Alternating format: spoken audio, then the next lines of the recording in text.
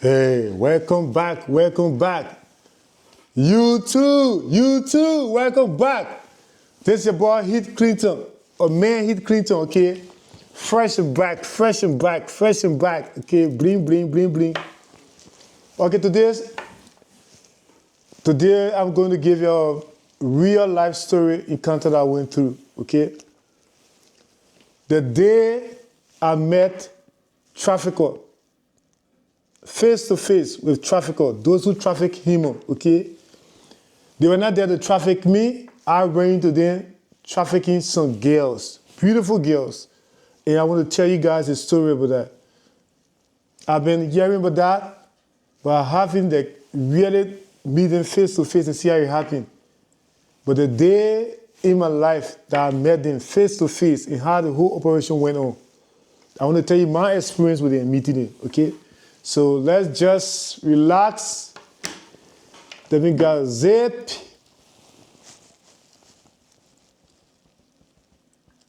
And then, you know,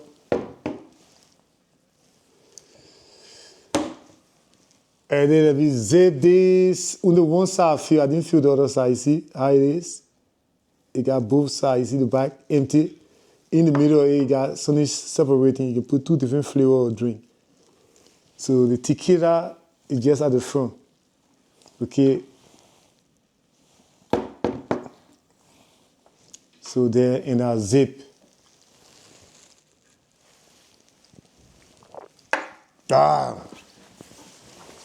So let me give you the true story of my experience in life. When I was coming up, I was very handsome. I think I stay handsome, as you can see, right? But when I was a teenager, so I dated a lot of women. I never felt love like how people can talk about like you see someone that you love. Up to now, if I see someone, I just treat people like if I were you, the time I was with you, and what we're going through is how I would take you. How you telling about me, yeah, that kind of care and support, that's how I do. So really how people feel love, love, love. That's why I don't still consider myself to be normal sometimes.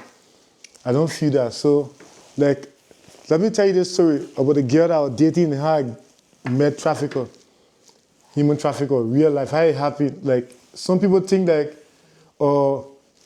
these guys beat the girls, force them. Yeah, beating can go on, but before they get into that stage, let me tell you how it happened.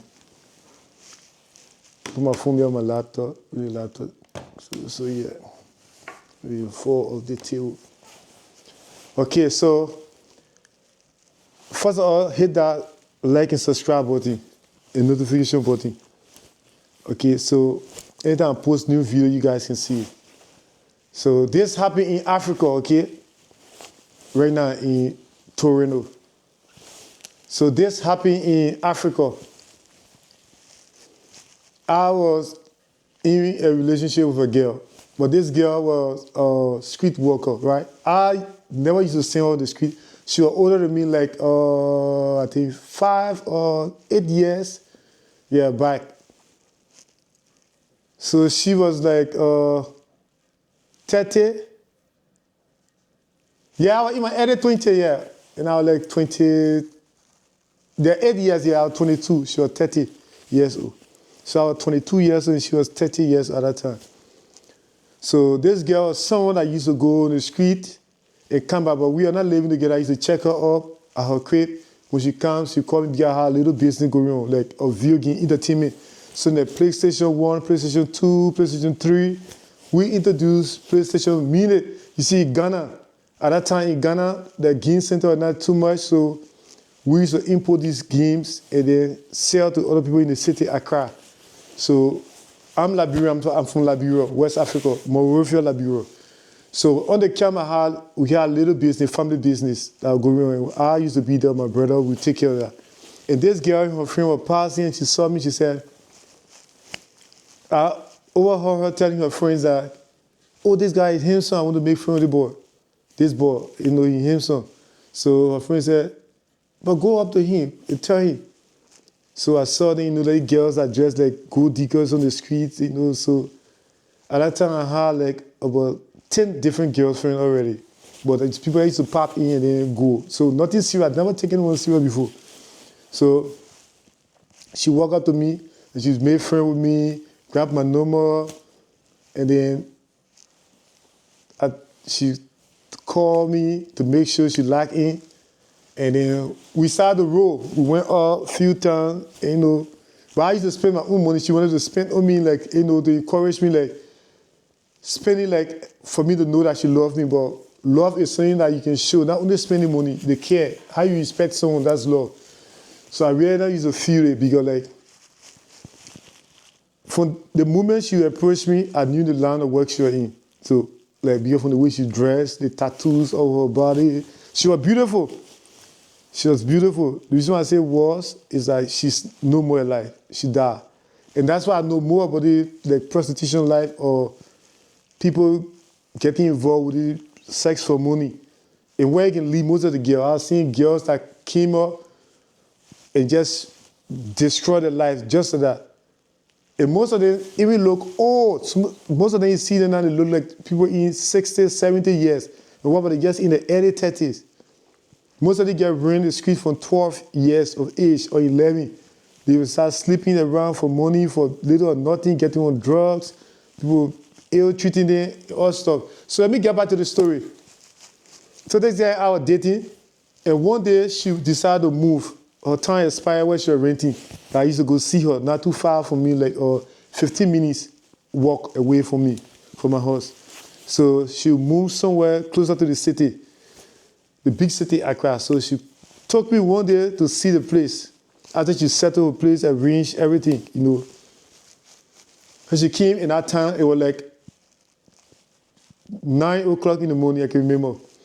So she came and she took me, by the way, let me just call the girl, her real name was, I don't know, okay, she did, I can call her real name. Like, people watching the video, I don't want to call her real name. I just say I'll just call her like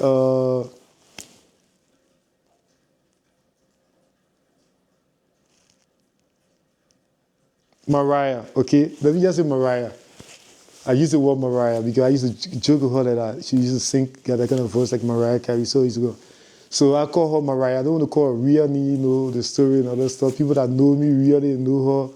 They start contacting her family member, talking this. I don't want to do that. I just say Mariah. Okay, this guy used to love me.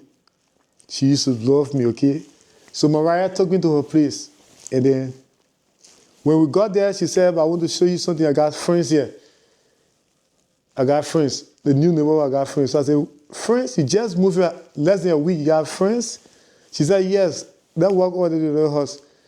So when we went there to the house, I met, she went in the house, she said, wait for me outside. She went in and told them if they can allow me to see them and all that stuff. But the house was filled with 24 beautiful girls.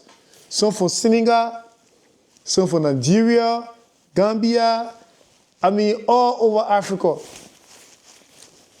I'm from Liberia, I didn't see Liberian girls there, yeah. But they were like 24 girls, beautiful girls. They were like from the age range from 18 to 26. 24 beautiful girls, I counted it. So enter the house, there's a big room and mattresses all on the ground. So I saw it and I was just like, first it came to my mind like trafficking, because at that time I don't know about trafficking. We used to hear the word like pimp, pimp, pimp. Dude, let me get a shot again. Let me get a shot again, okay?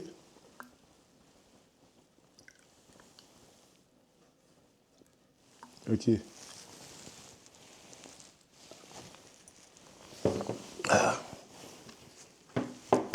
So we used to hear the word a pimp, but really I know like pimp, only Romeo pimp in New York, but like someone love me to someone and send me on the street to get money and give it to me. But I didn't know about like gorilla pimp and they got the Mac, the big Mac. Yeah. So when I saw them, I was just like seeing, oh, a whole lot of beautiful girls. And what they're doing here, like our girls can rent places to stay together, get our big house, but they were in a big room sitting in that house. They were not all over in the house. So like a master bedroom, but there was no bed. All the mattresses are on the ground, spread wide on the ground. So I stood in the room, I looked around, look at them and said, yeah, hi, oh yeah, you hear something, this. But they were like foreigner. So I look at it and ask, where you from? Ask another one. So where you from? What's her name? Where you from? She said Nigeria, the other one this, the other one that, the other one this. Then before the girl that I was dating told me that 2 guys brought in there, they are trafficking them on their way to Italy, Rome, Italy in Europe. So I said, what? On your way to Europe? That's good for you, but why are you all in one room? He said, we don't have the proper document to walk around the street. So I said, listen, we are African. Until you can cause trouble in the street, no police will know that you don't have document. You can be walking around until you can cause trouble and maybe you want to do something that you need document. That's when the police will ask you for your document. So I said, no one will ask you for document. Why? You all said, that's what the guy told him. So I said, who's the guy? Your boyfriend? Which one of you dating the guy? And they started to laugh. They started laughing. They said, no, every one of our boyfriend, he's our like manager. So I said, manager, your parents know that you're here?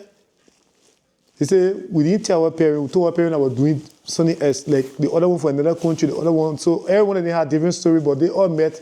They got somehow and connected them for different points and brought them down to Ghana, Accra, Ghana. So from Ghana, they started to make their way from Ghana to Europe. So I asked him, well, then which job you guys going to do in Europe? How would the guy get it? He said, the whole thing is a big connection program going on. He said that we will go and we'll work in porn frame for the first 3 years. And this guy will get him money. And then we'll be free to use the other money to straighten our document to be free to move around. 3 years, one up, I said, well, porn, because we know about blue frame while growing up. So I said, porn being like, porn, he said, yes. Blue frame and porn. I said, what? I said, so how many men you have to sleep with in the 3 years? I said, you get count. They will make the money.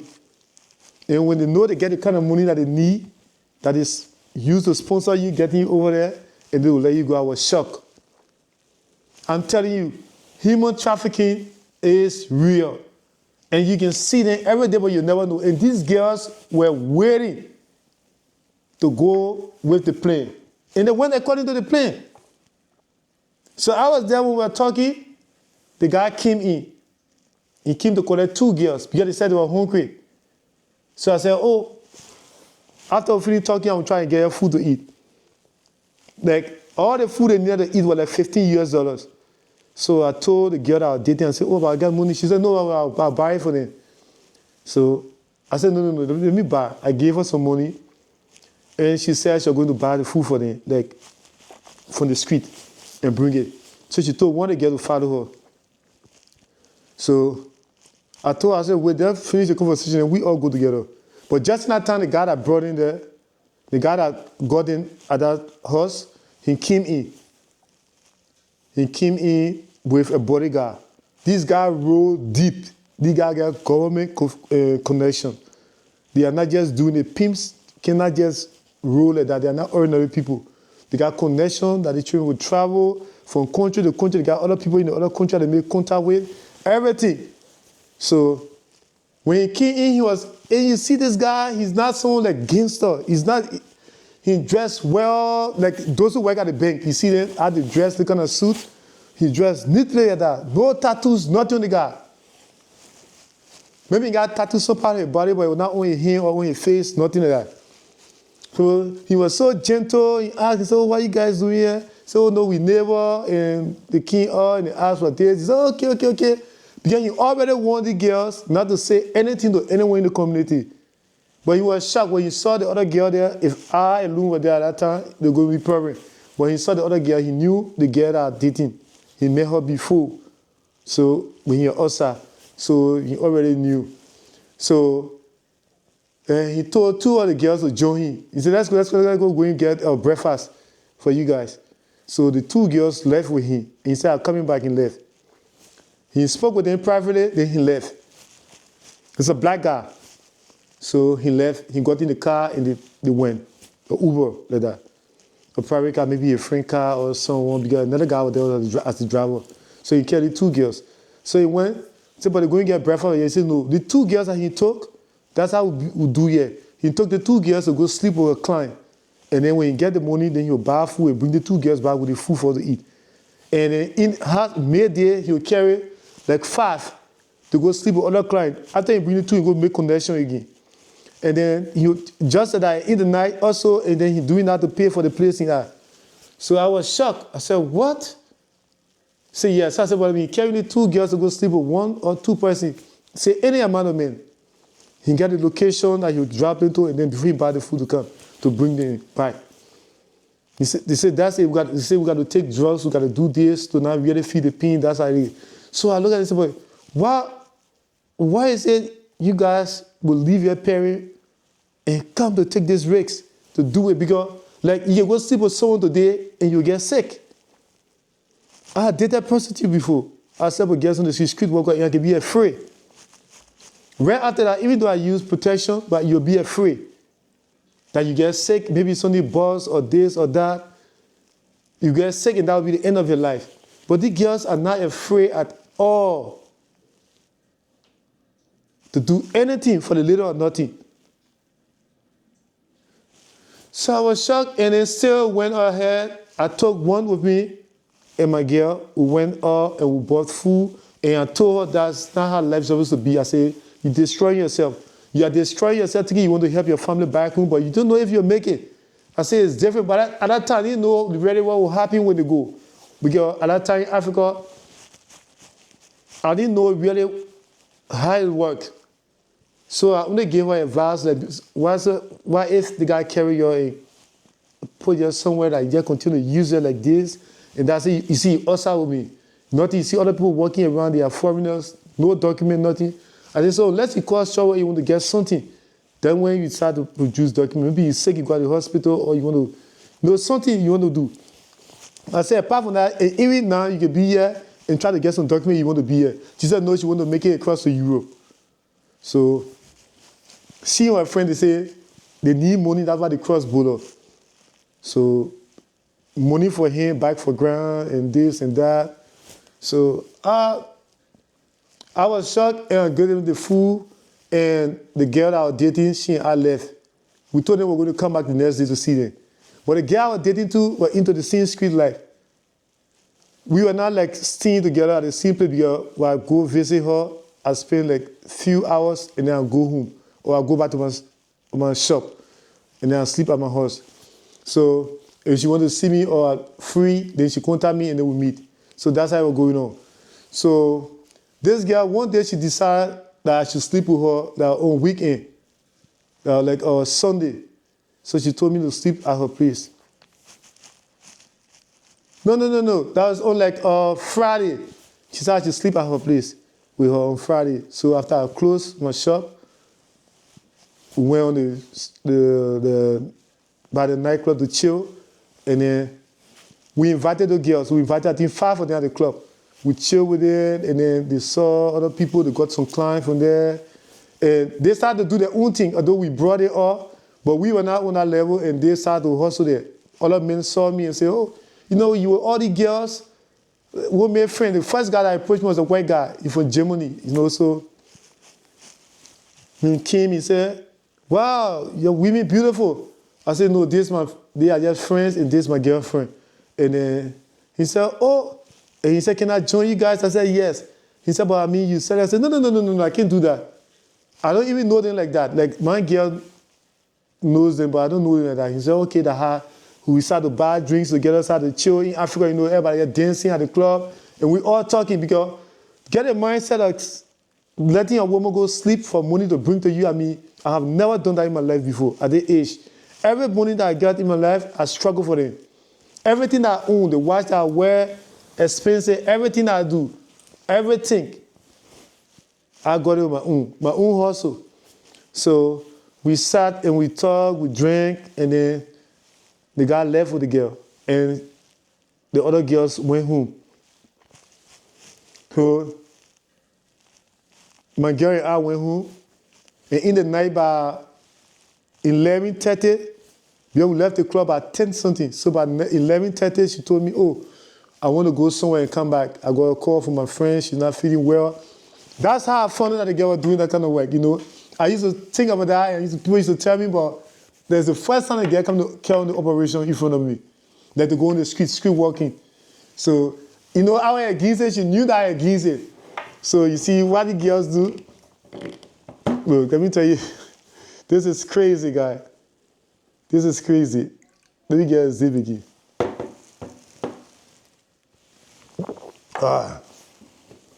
You see how the girls operate? She knew I was against street, the sex for money.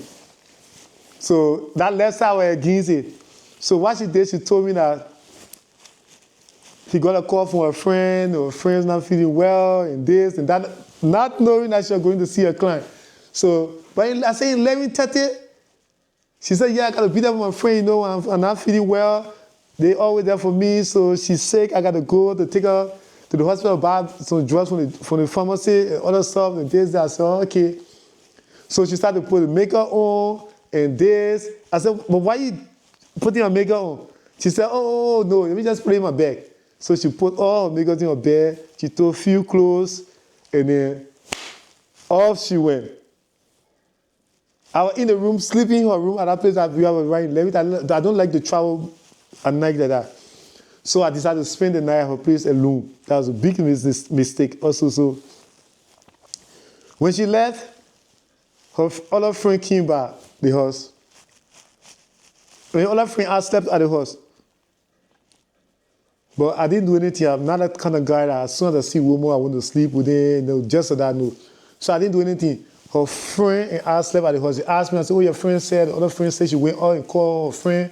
She said, oh, by your place, because the guy that took me to the hotel, you know, he misbehaved in this and that. I can't go wait at my place, so I stopped at your place. She said, okay, because she trusts me. She trusted me that I won't do anything stupid. So she said, okay, then you can keep at my place. Be there, my boyfriend there.